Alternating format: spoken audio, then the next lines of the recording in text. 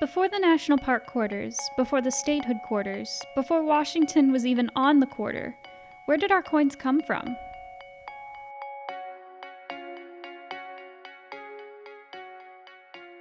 Young America was a melting pot of not only people but their money. Without an official national currency, each state used different types at different exchange rates. The only standard coin was the Spanish milled dollar, issued by Spain. Under the Articles of Confederation, Congress had the authority to mint coins for the new country.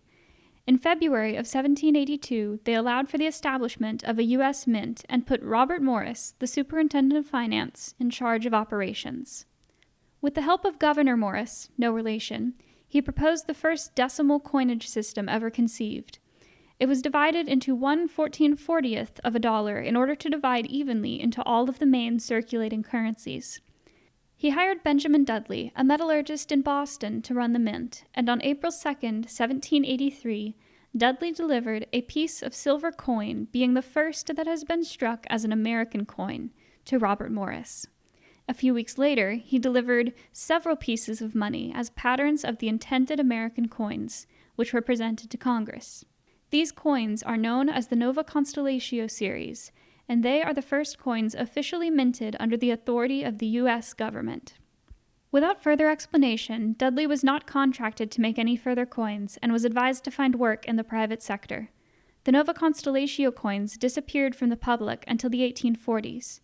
2 coins from the set delivered to Congress were found tucked in a secret compartment of the desk of deceased Charles Thompson, Secretary of the First Congress.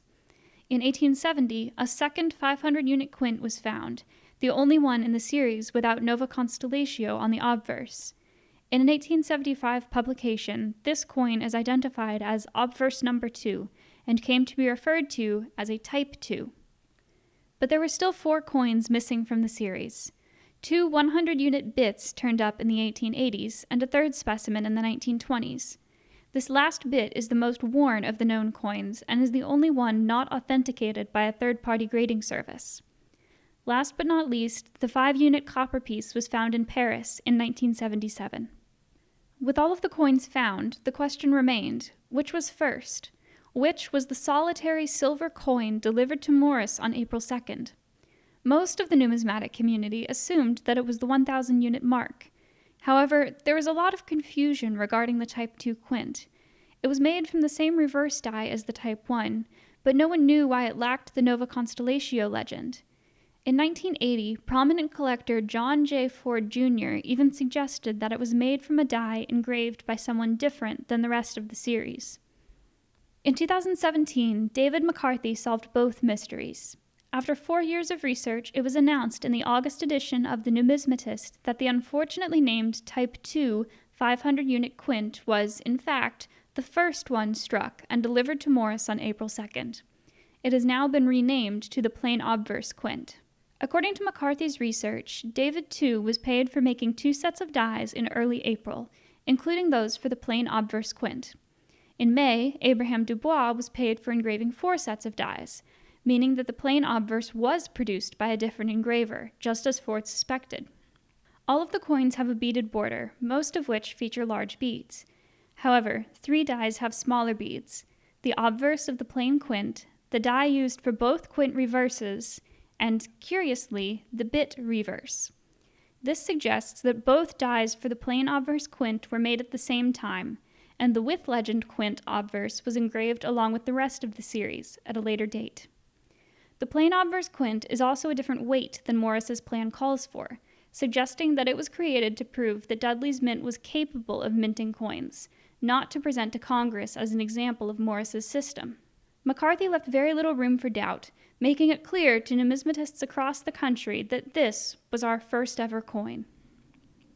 So what became of Morris's plan? Congress never asked him to make any further coins, and none with the Nova Constellatio designs were made for circulation. In 1785, Thomas Jefferson proposed a new system that took the basis of Morris's plan and simplified it. Jefferson's proposal was based on a dollar divided into 1/100th, which was approved and led to the first circulating U.S. coins in 1793. This system is still the basis of our money today, and the historical significance of the Nova Constellatios was lost for decades. However, this historic set still has mysteries left to uncover. Of the 3 bits, 2 have a vine engraving on the edge and 1 doesn't. Why is that? What's more, we know from payment records that 12 total dies were engraved, but we can only account for 9 of them. What were the other 3 used for? Morris's plan called for an 8-unit piece, but one is never mentioned in old records, nor has it been found. If one exists, it would explain 2 of the unknown dies. Only time will tell what other secrets the Nova Constellatios could be keeping.